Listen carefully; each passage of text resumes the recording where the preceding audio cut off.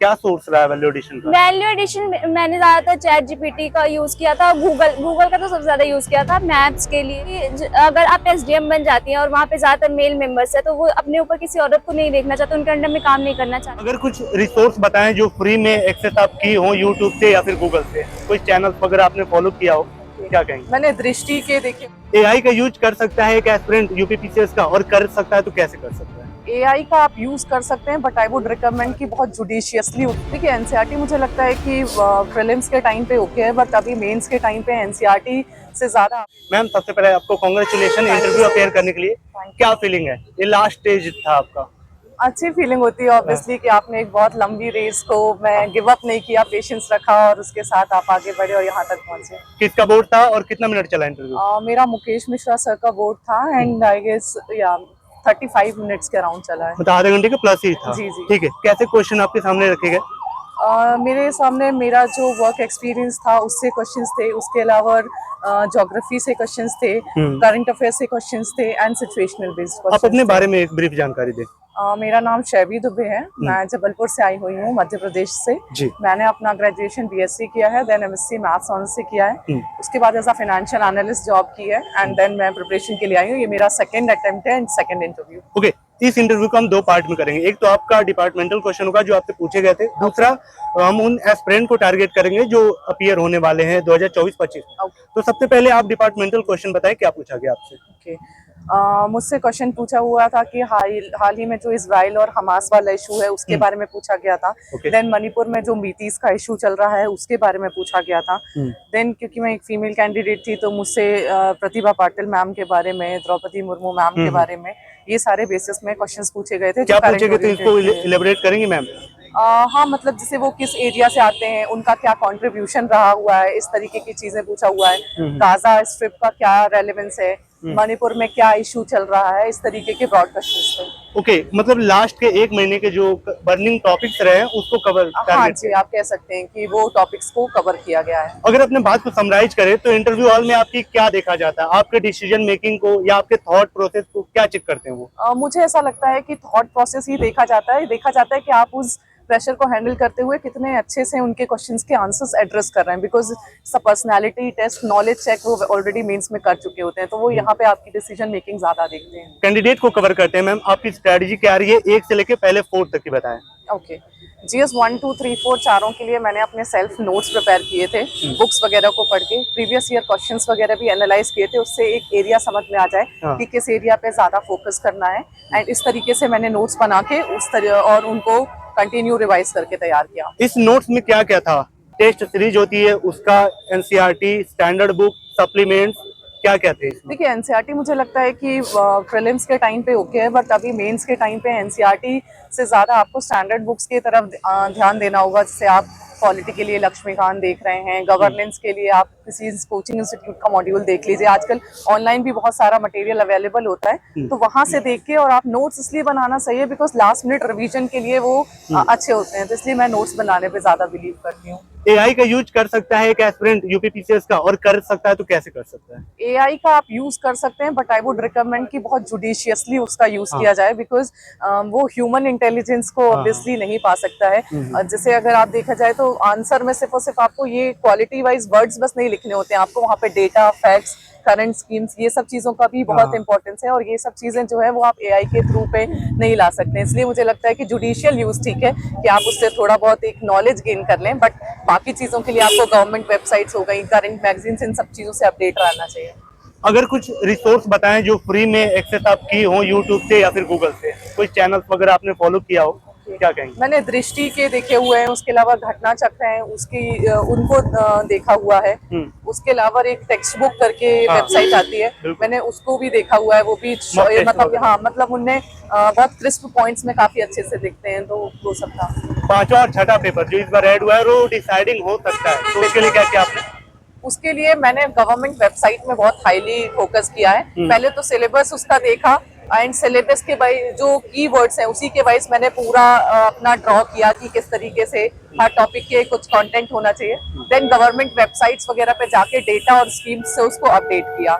Okay, आपने जो एक वर्ड यूज किया कि कीवर्ड के अकॉर्डिंग मैंने वो चीजें समराइज की, चीजों आपने निकाला, इस कीवर्ड के आइडेंटिफाई कैसे किया आपने, कैसे करते हैं? कीवर्ड का आइडेंटिफिकेशन सिलेबस से ही होता है और प्लस ऐसा नहीं है कि यूपी के क्वेश्चंस पहली बार आ रहे हैं, पहले भी जो पेपर्स होते थे उसमें यूपी के क्वेश्चंस थे, तो उन क्वेश्चंस को लेके मैंने देखा कि कौन कौन से क्वेश्चंस आते हैं एंड देन जो सिलेबस था, सिलेबस में से वर्ड्स देखो, जैसे इकोनॉमिक ग्रोथ पूछ रहे हैं, एम्प्लॉयमेंट पूछ रहे हैं, कुछ भी पूछ रहे हैं, तो उन पॉइंट्स को आप कैप्चर करिए और उस पे अपने नोट्स बनाइए। ड्यूरिंग प्रिपरेशन एक एथिकल ओरिएंटेड कितना रहना जरूरी है एक एस्पिरेंट को, क्योंकि यहाँ पे चेक वही होता है, क्या कहेंगे? मुझे ऐसा लगता है कि कोई भी चीज आप एक मतलब बहुत प्रोलॉन्ग्ड टाइम पे ही एक्वायर कर सकते हैं, ऐसा नहीं है कि आप 4 दिन में यहाँ कर सकते हैं, इसलिए पूरी प्रिपरेशन में ही आपको एथिकल रहने की जरूरत है। एथिकल इन सेंस ऑफ आप देखिए टाइम मैनेजमेंट आपका होना चाहिए, वो डेडिकेशन होना चाहिए, तो वो अगर आप प्रोलॉन्ग रखेंगे तभी आप यहाँ तक आ सकते हैं। मोटिवेशन और श्रेय क्या है इस पूरी जर्नी का, कौन रहा आपका? मोटिवेशन मेरी फैमिली है जो मेरे साथ आई है, जिनने मुझे गिव अप करने नहीं दिया और हमेशा मेरा सपोर्ट किया है,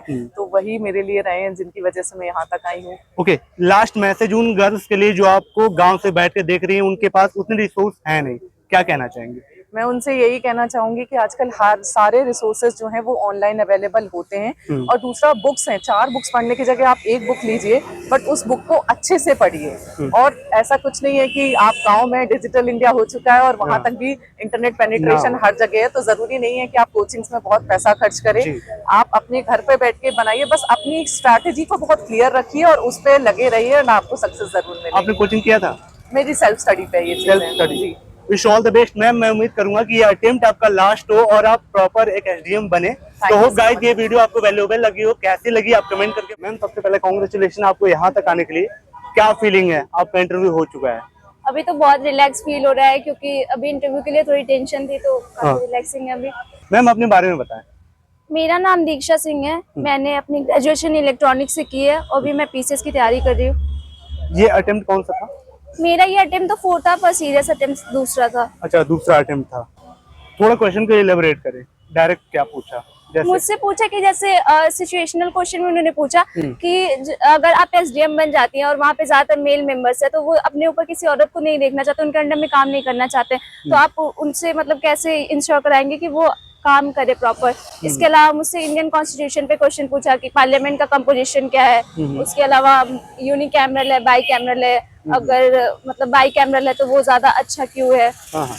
तो आपको लग रहा है जो वो सिचुएशन वाला क्वेश्चन आपसे पूछा गया उसका जो आपने आंसर दिया है, आपको लग रहा है कि आपने बेस्ट दिया या फिर लग रहा है कि थोड़ा सा दिक्कत हुआ है? नहीं, एक्चुअली वहाँ पे टाइम कम होता है और प्रेशर ज्यादा होता है, तो आप बाद में उस क्वेश्चन को सोचेंगे तो आपको लगेगा कि और बेहतर किया जा सकता था। वहाँ पे थोड़ा सा रहता है, थोड़ी नर्वसनेस भी होती है। ओके, ये जो आपने बोला कि वहाँ पे थोड़ा नर्वसनेस रहता है और साथ ही बहुत कम टाइम होता है, इस चीज को अच्छे से करने के लिए एक लंबा प्रोसीजर चाहिए होता है कि आपकी मेंटल स्टेटस स्ट्रांग हो कि उस पोजीशन में आप एक अच्छा डिसीजन ले पाए। तो उसके लिए क्या करना चाहिए एक एस्पिरेंट को? आपको क्या कमी लगा? मैंने मॉक इंटरव्यूज थोड़े कम दिए थे, तो वो मॉक इंटरव्यूज ज्यादा सकते हैं। अगर मॉक इंटरव्यूज नहीं भी दे रहे हैं तो घर पे मतलब फ्रेंड्स वगैरह तो उनके साथ बैठ के ऐसे मतलब क्वेश्चन आंसर प्रैक्टिस करें, ताकि वो माइंड में तुरंत से चीजें दिमाग में आए। तो ओके, डिटेल प्री की स्ट्रेटजी क्या होनी चाहिए अगर जो 1-2 बार अटेम्प्ट दे दिया उसके लिए भी और जो फ्रेशर है उसके लिए भी? पहले तो मैं बोलूंगी कि बेसिक बुक सारी कर लो, मतलब जैसे एनसीईआरटीज हो गई, लक्ष्मीकांत हो गया पॉलिटिकल, नितिन सिंघानिया हो गया, मेडिवल हिस्ट्री और मॉडर्न हिस्ट्री की स्पेक्ट्रम आती है वो कर ले। उसके अलावा एक मंथली मैगजीन फॉलो कर सकते हैं, विजन या इनसाइट किसी की दृष्टि की भी। और लास्ट के जो 2 महीने बचे थे उसमें मैंने स्टडी फॉर सिविल सर्विसेज से किया था, मतलब तैयारी की थी। उन्होंने जितने वीडियोस प्रोवाइड कराए थे प्री स्पेशल, वो मैंने सारे कर लिए थे। आपने बोला पहले बेसिक बुक कर लेनी चाहिए, आपको नहीं लगता है कि उससे पहले पीवाईक्यू करना चाहिए या फिर बुक के बाद पीवाईक्यू करना? नहीं, एक रीडिंग बुक कर लेंगे तभी तो पीवाईक्यू में कुछ भी आइडिया लगेगा कि पीवाईक्यू सॉल्व थोड़ा मोड़ा तभी समझ में क्वेश्चन भी आएंगे, क्योंकि एक बेसिक जब फंडामेंटल आपका कुछ भी रहेगा तो तभी तो चीजें समझ में आएंगी। नोट्स तो उसी पहली रीडिंग में नोट्स बनाते चला या फिर सेकेंड रीडिंग जब आप करते हैं तब नोट्स बनाना बेनिफिशियल होगा? मैंने इतना नोट्स नहीं बनाया था, मतलब मेंस के टाइम पे जो मैं वैल्यू एडिशन करती थी उसी का। बाकी बुक्स में मुझे लगता है एनसीईआरटी में ज्यादा चीजें मतलब इम्पोर्टेंट ही होती है, आपको कुछ कंक्रीट मिलता है तो आप उसका नोट्स भी बना सकते हैं। मैंने ऐसे नोट्स नहीं बनाए थे। नोट्स आपने नहीं बनाए थे? हाँ, मतलब जनरली लोग बनाना भी चाहिए, पर मैंने नहीं बनाया था। ओके, वैल्यू एडिशन अभी आपने बोला कि वैल्यू एडिशन के लिए क्या सोर्स रहा है वैल्यू एडिशन का? वैल्यू एडिशन मैंने ज्यादातर चैट जीपीटी का यूज किया था, गूगल का तो सबसे ज्यादा यूज किया था मैप्स के लिए, और डेटा कोई हो गया, ग्राफ हो गया, कोड्स हो गए, ये सब चीजों, स्टैंडर्ड डेफिनेशन हो गई, इन सब के लिए फिर गूगल का यूज किया था। पहली कैंडिडेट आप हैं जो चैट जीपीटी का नाम ली है अभी तक, और इसका यूटिलाइजेशन कैसे एक एस्पिरेंट कर सकता है? वहाँ थोड़ा पे- डायमेंशन इसको ओपन करिएगा, प्री से लेके इंटरव्यू तक। नहीं, मैंने मेंस के टाइम पे और इंटरव्यू के लिए भी थोड़ा बहुत किया था, मतलब चैट जीपीटी का यूज किया था कि क्या क्या क्वेश्चन पूछे जा सकते हैं। इसके अलावा मेंस में मैंने चैट जीपीटी में वो एक आंसर की स्ट्रक्चरिंग मिल जाती है, उसका कंटेंट बहुत अच्छा नहीं होता है ये नहीं कहूंगी, पर आंसर की स्ट्रक्चरिंग मिल जाती है, तो आप सब हेडिंग अच्छे वहां से बना सकते हैं, और वैल्यू एडिशन आप अंदर से खुद से कर ले उसके अंदर। अगर मैम की बात को समराइज करूं तो कहना ये चाह रही है कि जो चैट जीपीटी होता है उसमें एक आप टाइटल डालिए, उस टाइटल को जब आप सर्च करते हैं तो उसमें कई सारे पॉइंट्स आ जाते हैं, वो जो पॉइंट होते हैं वो बहुत हाई कैची होते हैं। हाँ, थोड़ा सा उसका एक्सप्लेनेशन जो होता है आपको थोड़ा और वाइड करना होता है, यही ना? हाँ, उसमें खुद से स्कीम्स डाल सकते हैं गवर्नमेंट की, कोई डेटा उसमें खुद से डाल सकते हैं, कंटेंट एनरिचमेंट आपको खुद से करना है, वैल्यू एडिशन खुद से करना है, बस वहां से हेडिंग सब हेडिंग बना देंगे तो एक जैसे 8-10 पॉइंट मिल जाएंगे हर क्वेश्चन पे, तो मतलब लिखने के लिए अच्छा हो जाता है। इस जर्नी का श्रेय पूरा किसको देंगी आप? मेरे पेरेंट्स को दूंगी, क्योंकि उनका बहुत सपोर्ट रहा है मुझे यहाँ तक पहुँचाने में, मतलब हमेशा से उन्होंने सपोर्ट जो लड़कियां आपको गांव से देख रही हैं उनके लिए क्या मैसेज है, यही। जो बड़े शहर में नहीं आ पा रही हैं? तो गांव से रहने का कोई इशू नहीं है, क्योंकि अब इंटरनेट वगैरह की कनेक्टिविटी हो गई है अच्छी मेरे ख्याल से, तो कहीं से भी रह के पढ़ाई कर सकते हैं, मैंने भी सेल्फ स्टडी किया है। Okay, wish all the best ma'am. मैं उम्मीद करूंगा कि आपका लिस्ट में नाम आया और ये अटेम्प्ट आपका लास्ट अटेम्प्ट हो। तो चलिए, होप गाइस आपको वैल्यूएबल वीडियो लगी हो, कैसी लगी कमेंट करके बताएं, साथ ही कोई अगर डाउट हो तो कमेंट